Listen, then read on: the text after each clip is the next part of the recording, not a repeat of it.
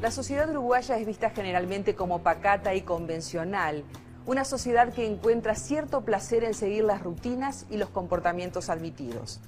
Pero el perfil de las sociedades aparece delimitado por la acción de aquellos que dirigen sus pasos por caminos contrarios al previsible, ya sea por su nivel social o por su educación. Con una vida llena de idas y vueltas, hay personajes que le ponen color a la historia oficial de los uruguayos. Son aquellos que por sus acciones podemos llamar transgresores.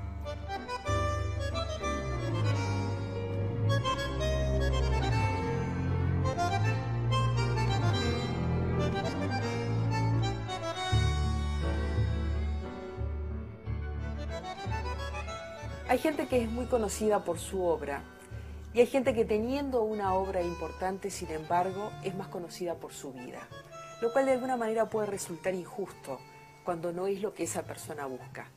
No tenemos del todo claro si es el caso de quien nos va a ocupar a partir de este momento en la entrevista con la profesora de literatura Alicia Torres. Alicia, muchas gracias. Delmira Agustini es uno de estos personajes de los que vamos a hablar ahora, de los que uno no tiene claro si realmente quería o no quería que su vida fuera más importante que su obra. ¿Estás de acuerdo? Sí, estoy de acuerdo. Que no se tiene muy claro, estoy de acuerdo. Porque es una dualidad permanente la vida de Delmira, ¿verdad? Yo creo que una vida tan trágica como la que tuvo ella, mejor dicho, un final tan trágico. Recordemos que Delmira nace y es una niña mimada de un hogar burgués, muy acomodado, con una madre que la adora, con un padre que también, padre de ascendencia francesa, madre de ascendencia alemana, culta, y esa niña que aparece como niña prodigio desde muy temprano, y que se dedica a hacer versitos desde muy temprano. Sí, porque lee desde los 3 años, escribe. Sí, eso decía ella, no yo que se leía. Su mejor versión. Su mejor versión, pero sí, aparentemente, que pronto empieza a publicar, inclusive en la prensa. Hay cosas interesantes con Delmira, porque si bien ella integra la famosa generación del 900, que es uno de los lujos que tenemos en nuestro país, la más chiquita, es la menor de la generación, algunos dicen que ni siquiera la integra, pero una generación muy fuertemente influida por los hombres que la integran, ¿no? Pero de todas maneras la adscriben a ese modernismo, ¿no? Yo creo que ella está un poco a caballo entre el modernismo, que es donde el cajón del modernismo donde se la encasilla, y también tiene algo de simbolista y algo de decadentista su obra, y quizás algún resabio romántico. Pero todo esto llega siempre de esa obra que es maravillosa y que podemos decir algo después, por esa vida que ha hecho que todo se vea con otro cristal, por esa vida trágica, por esa muerte trágica que siempre se recuerda.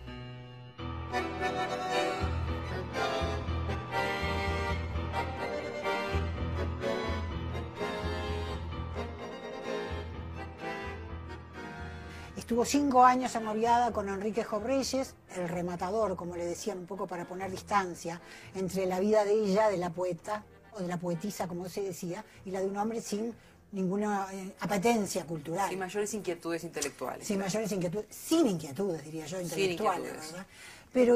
Pero esta Delmira, que desde muy jovencita tiene ese noviazgo formal, como se utilizaba, ¿no?, en la sociedad de la época, donde las señoritas de sociedad estaban muy determinadas por lo que era evidentemente una sociedad patriarcal, y que después se casa finalmente con una gran fiesta donde sus padrinos eran Zorrilla de San Martín, Carlos Baferreiras, nada menos, toda la flor y nata de la intelectualidad, y el escritor argentino Manuel Ugarte, que es, se supone, el motivo por el cual ella el mismo día de su boda duda, ¿me caso o no me caso? Le plantea allí eso de me caso o no me caso, se casa porque todos la tranquilizan, y pocas semanas después se va de esa nueva casa que tenía con Enrique Jobreyes y vuelve al hogar de esa madre.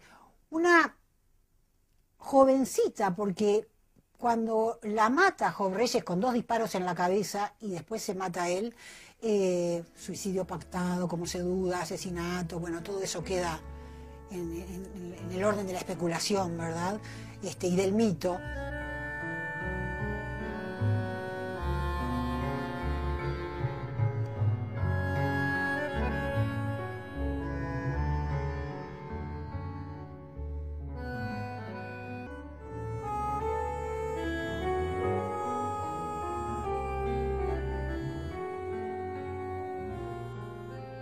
asfixió seguramente ese noviazgo tan largo con Enrique Reyes. No dudo que lo haya querido y no dudo que él lo haya querido mucho, pero ¿qué puede haber pasado en esos 5 años de noviazgo, verdad? En tantos días y tantas semanas y tantos meses y tantos años con ese hombre con el que ella no compartía nada más que un amor doméstico quizás o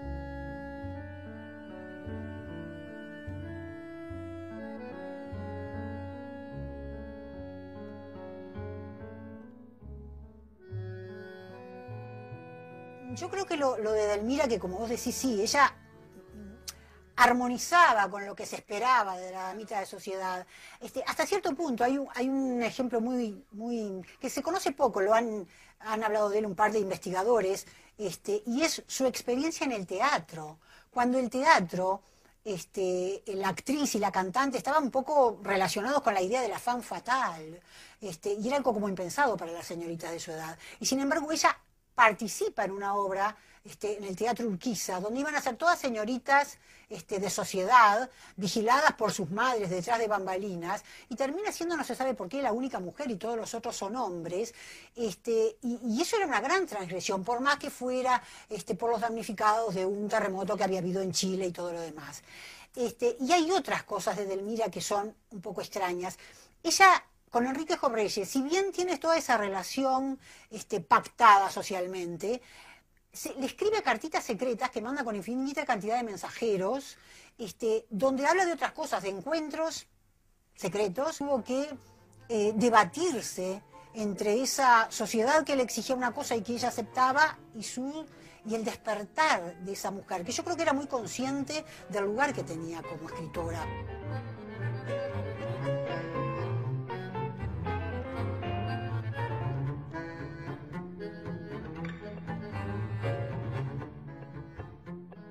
Alicia, para terminar y para hablar un poco de la literatura de Edelmira, ¿es una literatura modernista? ¿Se puede definir como una literatura erótica? Sí, sin duda. No toda, claro, porque no todos sus 3 libros, ni los que se publicaron póstumamente, son todos de esa fuerte temperatura erótica. Hay otros donde se habla hay muchos donde habla de la melancolía. Hay algo en Edelmira, evidentemente, del spleen bodeleriano, hay algo de esa insatisfacción que era un poco obvia, y eso se ve también en su poesía. Y hay también imágenes que tienen que ver con el arte, hay muchas imágenes, hay poesías que tienen que ver, poemas que tienen que ver con el arte, pero por las que más se le conoce, por las que más fama, digamos, ha adquirido, son evidentemente esas, por lo que te decía al principio, porque no se conocía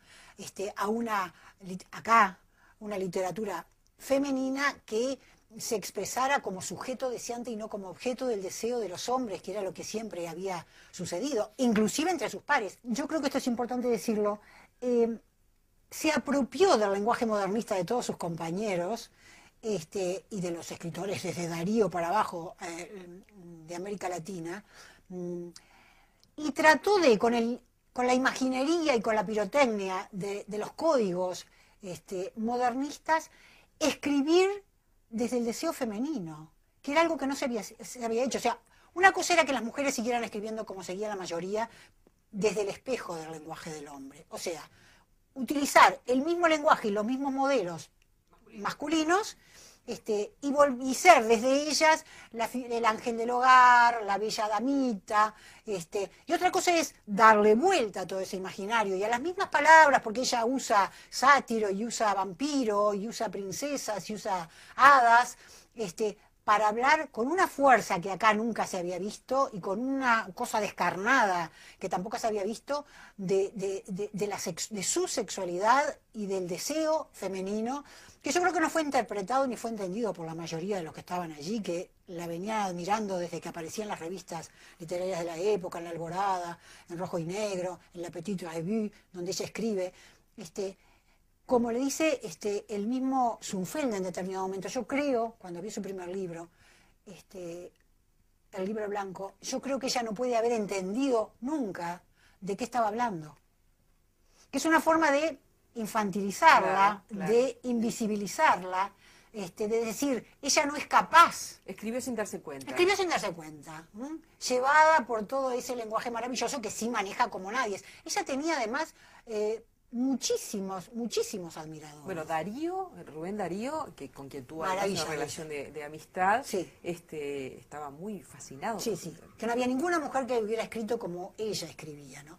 Ella tiene una relación también de amistad con Roberto de las Carreras, que era el dandy, ¿verdad? Y que era el propagador del amor libre. Que la ninguneaba. Totalmente, sí, porque le hacía unas críticas, que por un lado podía tener razón, pero por otro lado me parece que se veía un poco amenazado, como seguramente muchos otros hombres, de que esta mujer estuviera ocupando un espacio intelectual o artístico que había sido patrimonio exclusivo de los hombres y lo seguía siendo, porque ella fue como un hito.